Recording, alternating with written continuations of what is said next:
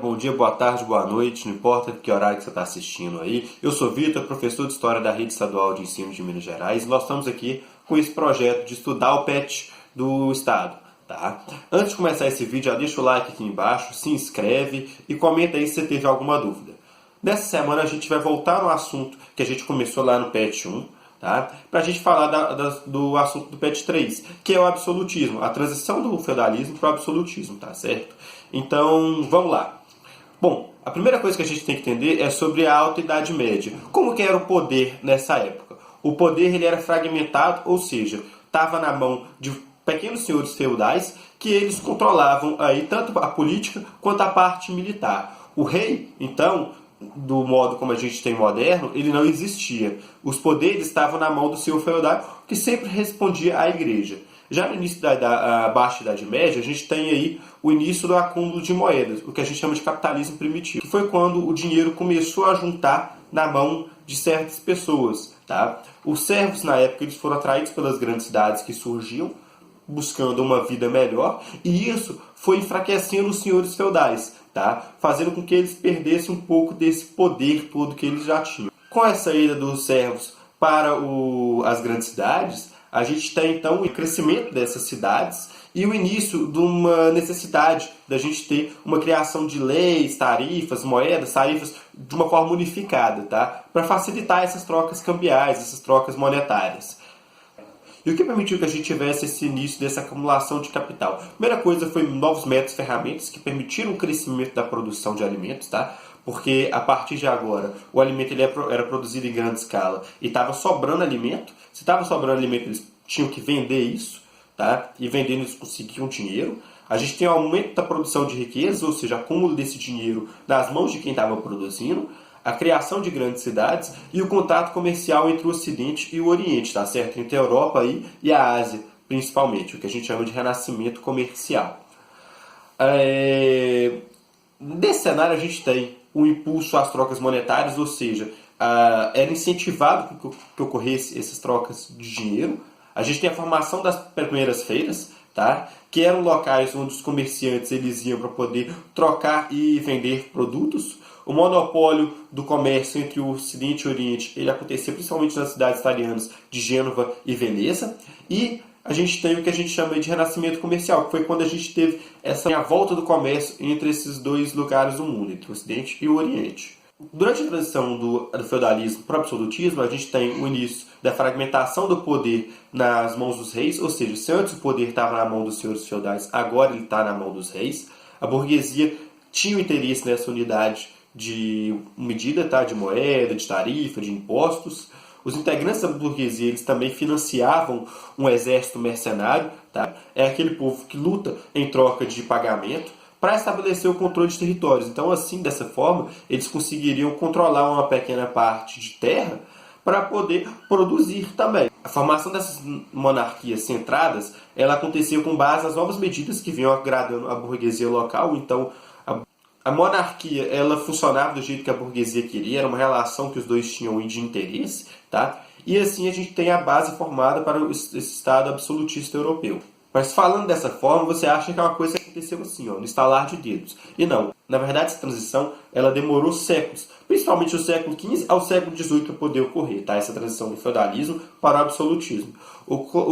Começa com a perda do poder do clero lá em cerca dos anos de 1200, enquanto você tem uma ascensão da burguesia de uma forma lenta, tal, ao longo dos séculos aí, e porque a burguesia até então ela não era uma camada social definida. Você não tinha a burguesia sendo definida no feudalismo. Foram pessoas ali de camadas que começaram a enriquecer aos poucos e ir se ascendendo, tá? Devido aos lucros aí nesse comércio.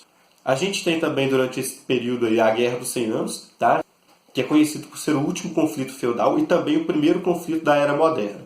Ela foi dirigida aí por integrantes da aristocracia feudal, tá? No início do conflito, e já terminou já com a disputa por parte de estados. Então, quem começou lutando ela estava no formato ainda feudal lá, e no fim já eram dois estados já brigando. Tá? E ela foi um grande marco do desenvolvimento europeu, porque com ela veio essa ideia de nação, tá? De você lutar representando uma nação. Então, nesse cenário de guerra, os nobres eles gastavam muito dinheiro para poder financiar a luta. Tá? Isso fez com que eles ficassem mais pobres e tivessem que aumentar o imposto, a cobrança sobre o trabalho, que muitas vezes fez com que os servos, os camponeses ali se rebelassem, tá? Questionando essa autoridade da época. Então isso também foi uma mudança de pensamento importante para que a gente tenha aí a formação dos estados modernos. Essas revoltas, elas são importantes para a formação dos estados modernos porque ela definiu quem que seria o nobre que ia se destacar ali. Porque os nobres que eram considerados mais fracos, mais pobres, eles não conseguiram controlar muito bem essa revolução social, essa revolta social, fazendo com que os monarcas ricos se destacassem aí porque eles criavam exércitos e conseguiam reprimir melhor essa revolta. É importante a gente lembrar desses conflitos, pensar neles na época medieval, porque com isso a gente consegue ver que a Idade Média ela não foi uma era de paz, tá? Ela foi uma era em que você tinha conflitos, sim, diferente do que é muitas vezes falado por aí. E o que fez então certos reis destacarem em relação aos outros? Primeira coisa, ser um rei que mostra respeito à autoridade, fez com que ele sobressaísse em relação aos outros reis, tentar melhorar a maneira de cobrar impostos, sem causar uma revolução social aí, e taxando sempre a burguesia e lucrando bastante, atrair o comércio dentro do seu reino, tá? Comerciantes aí, padronizando a moeda, facilitando a troca comercial dos comerciantes, com isso você tinha maior circulação de dinheiro e conseguia lucrar mais. A existência de leis, tá? Você não ter lei só no boca a boca, mas ter uma lei escrita que faça com que as pessoas saibam o que elas têm que seguir. Quem sabia ler, claro. E casamentos entre famílias poderosas. Você conseguir unir certos reinos e unir essas famílias, fazendo com que aquele reino crescesse de uma forma que ele ficasse, assim, poderoso. O absolutismo, então, ele é fruto dessa crise do feudalismo, tá? E ele tem início com o processo de formação dos estados modernos. É o tipo de regime conhecido por ter os poderes nas mãos dos reis e a Idade Moderna ela é marcada aí em 1453, o início dela, que é quando a gente tem o fim da Guerra dos 100 Anos e a tomada da Constantinopla pelos turcos otomanos, que mudou a forma de fazer comércio. Mudou como as coisas chegavam para os europeus. Tá? Se antes elas passavam por terra, agora elas não passam mais. Tem que fazer um caminho muito maior, porque a tomada da Constantinopla tomou um ponto comercial ali muito fácil de acesso, de transição entre a Europa e o Ocidente, tá? E por que a cidade de Constantinopla é uma cidade tão importante assim?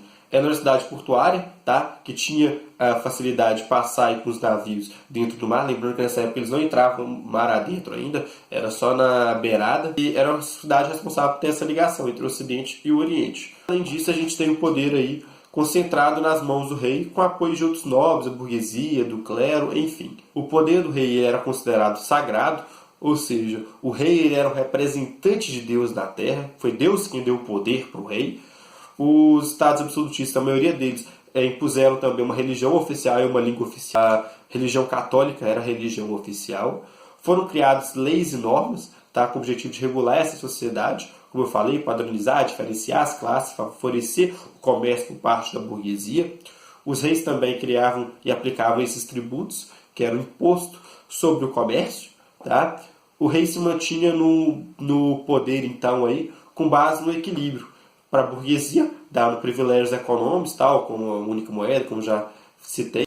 A nobreza são os privilégios sociais, onde aproveita o dinheiro gerado pela posição social, gerado pela burguesia. A burguesia gerava o dinheiro, a nobreza cobrava o imposto e esse dinheiro se transformava em luxo para a nobreza. Tá? E a gente tem uma troca, então. A nobreza ela tem o título de nobre, ela consegue usar do dinheiro que é gerado pela burguesia, tá certo? Que tem o dinheiro que produz a riqueza, através das trocas comerciais. Tá? Então, com isso, a gente tem o nobre aproveitando do dinheiro gerado pelas outras classes.